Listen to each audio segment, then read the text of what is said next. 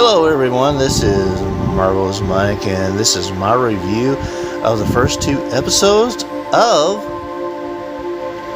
Obi-Wan Kenobi, Star Wars. First I want to say that it is really cool seeing Ian McGregor back into the role of Obi-Wan Kenobi, and I think it's really nostalgic and it's cool. He does a good job of presenting a Jedi Master that is completely just attempting to hide from the Empire and at the same time watching over Luke Skywalker.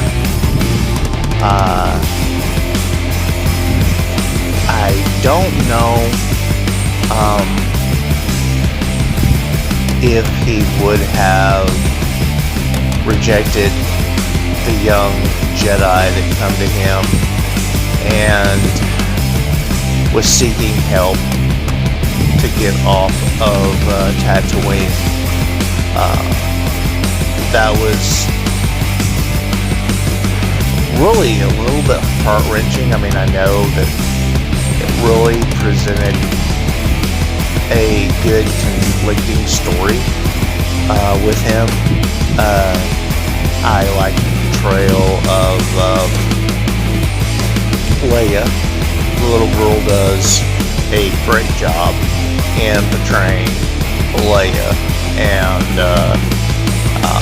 I think it's great that they brought Senator Organa back and sort of dealt with a little bit of some of the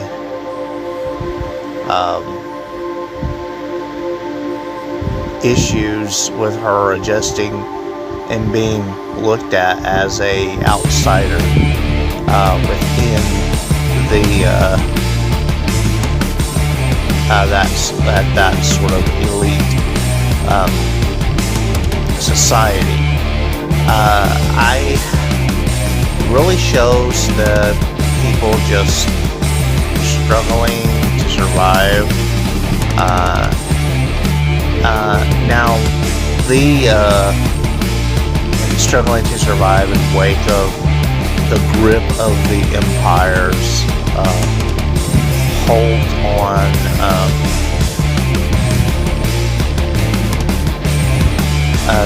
the Star Wars universe. The Inquisitors was different. I guess we get another sort of story of an outcast Inquisitor, and whatever the name of the Black Lady is that plays the Inquisitor, trying to make a name for herself. We get a little bit of a flashback story, and then we see the Grand Inquisitor just accept the fact that this is the live-action version of him being portrayed a little bit. And I really think that it would have I really don't like that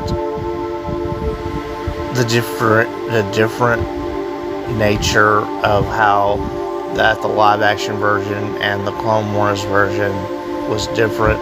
I think that the Grand Inquisitor would be just a little bit more ruthless, particularly over reigning in obedience of subordinate Inquisitors. I think that it would have been it was a great storyline in the kidnapping, building the climax, and finally Obi-Wan Kenobi finally going to rescue Princess Leia. That was the whole town, I like the whole vibe of the cyberpunk type of planet. I think that was neat. I don't recall the name of the actor that they had playing the fake Jedi. He did a great job. It was sort of good comic relief. And then that even though he was taking advantage of people, still he was a good person. And so, I mean, they're at the end, and of course this is spoilers, you know, after you haven't seen it. They're at the end. I don't know if the Grand Inquisitor, but I didn't like that part where he just simply blindly come to confront the other Inquisitor there. I don't understand why that he didn't take one of the other Inquisitors with him. That really didn't make any sense. You know, there was, I think he went into that situation just a little bit too blindly. I don't think that the Grand Inquisitor would have done that. I think he would have been more ruthless. They missed an opportunity there for a good dark side versus dark side lightsaber battle. They could have had the end result. But they, again, I think that it was too much wokeness in that scene. That, you know, I think that there could have been something more there, that the two Inquisitors could have gotten into a lightsaber battle. I think that was a missed opportunity. And it still could have had the same result, but just don't let him go out like an idiot. The Grand Inquisitor go out like an idiot. I think that was really weak and too woke. You know, I mean, they still could have. I mean, he was the Grand Inquisitor. He's, you know, he was very powerful. Almost a Sith, but not quite a Sith. He was, you know, an amazing lightsaber duelist, and they missed an opportunity there to show vulnerability in the main antagonist struggle. She still could have been portrayed there as overcoming him and completely giving over to the dark side and showing her power. I think that was a missed opportunity. That you know, I mean, you have this of showing like this big, you know, huge, overpowering, domineering boss that was, you know, sort of abusing their employee or whatever. But I really think that they missed an opportunity there for a lightsaber battle and to show some vulnerability and for her to rise to the occasion and to give the Grand Inquisitor sort of a legitimate send-off rather than just simply being stabbed. You know, like, you know, automatically when he was killed like that, I automatically thought of Stoke, and you know how ridiculous that it was, and it was really, you know, and maybe it was just time restraints. I mean, come on, I mean, it's Star Wars. You couldn't have like a 2 or 3 minute, you know, lightsaber battle. I mean, he could have entered. What? This is how I would have wrote the scene. I would have had him come into the scene and him just force push her, maybe force choke her, cast her to the ground, and then draw his lightsaber to finish her off, and her just standing up to him, and then having a bit of a lightsaber battle, and her just becoming overwhelmed by rage, and really to show how much rage and how much of a badass that she was, and killing him like that. And you know, they still could have went with the fact of stabbing him or whatever, shock, you know, and him being shocked or whatever. But of course, I would have had probably an off-screen decapitation. But anyway, I think that it was really a missed opportunity there. You know, and also my issue with it is, in the words that she said, is that to reveal unto Obi-Wan Kenobi that Darth Vader was Anakin. Now, to me, that does not make any sense.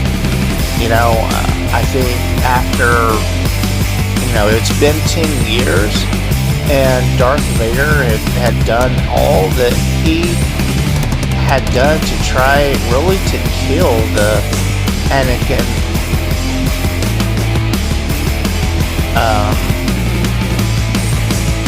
personality. And I don't even know. I mean, and you can say this in the comments, I don't even know if,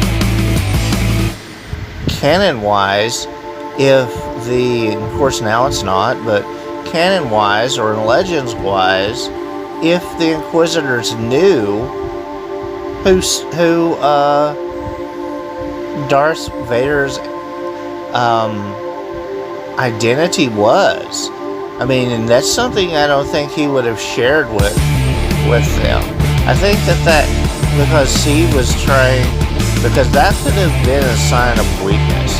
You know, I mean, there were rumors, but to reveal that, you know, that she knew, she had this knowledge, that it was widely accepted that Darth Vader was Anakin Skywalker. I don't think that was chronologically correct, and it was really just a cheap writing ploy to, you know, get us to the fact, to reveal to Obi-Wan Kenobi that Darth Vader or that Anakin Skywalker was still alive. I think that had to, I think that really just sort of killed the storyline. I think that could have been a major reveal, and that could have been a major reveal when Obi-Wan confronted Vader and they had a lightsaber battle like in the war, and I think they're building to that. They had a lightsaber battle to that Obi-Wan really didn't know who Darth Vader was. And I think that could have been the motivation and the story and the mystery of the whole, you know, the whole major plot is that it was revealed in the last episode when they fought that Obi-Wan discovers that Darth Vader is Anakin Skywalker. And I think that it was a major, just like, oh well, we're just going to go ahead and do this through some obscure, insignificant Inquisitor to give Obi-Wan this knowledge. I think that it would have been, I think it's a missed opportunity. I mean, the audience all knows, but the character of Obi-Wan doesn't know. He doesn't know that Darth Vader is Anakin Skywalker. And, you know, I mean, it could have been teased. I don't think, number one, the Inquisitors would have known that Darth Vader was Anakin Skywalker. I think. And I think that I don't think, and if a Grand Inquisitor may have known, but I think he could have had his suspicions, but I just don't think an insignificant Inquisitor would really know the details of that. It's a plot hole, and it doesn't make any sense at all. But overall, the series is okay. It's very poor writing, I believe. And, you know, I mean, I think that Kathleen Kennedy was in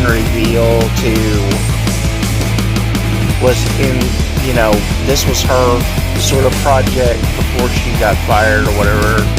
If she's fired, who knows? And it just really is more of the same of her shitty control of the Star Wars franchise. How do you? I mean, it is. You don't. The premise in writing is show, don't tell. And we have to make that journey, and we have this story, and we got to take this story of this character, this amazing character of Obi-Wan Kenobi.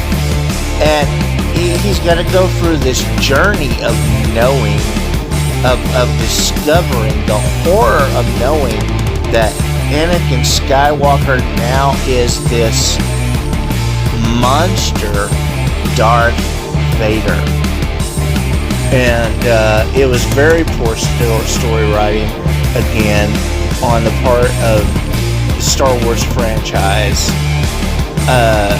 I mean, and that shock of that character coming to that knowledge, that should have been in the last episode. That should have been the last thing that we were left with as an audience. That he is left with this horror that, oh my God, he's still alive, and then trying to go back and, even further trying to adjust to protect Luke and even protect Leia. So, it's very poor story writing, in my opinion. The overall premise of, it was, the visualization of the story was good.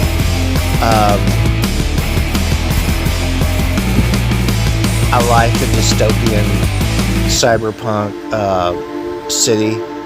I like the character of the Jedi scam artist. I really think there would have been neat if he would have actually been a Jedi. But it is very poor story writing.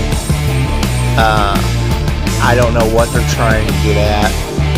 And, I think that, again, they're trying to bring forth this character of this Inquisitor. I think it was a disservice to that character. It was a disservice to the character of the Grand Inquisitor.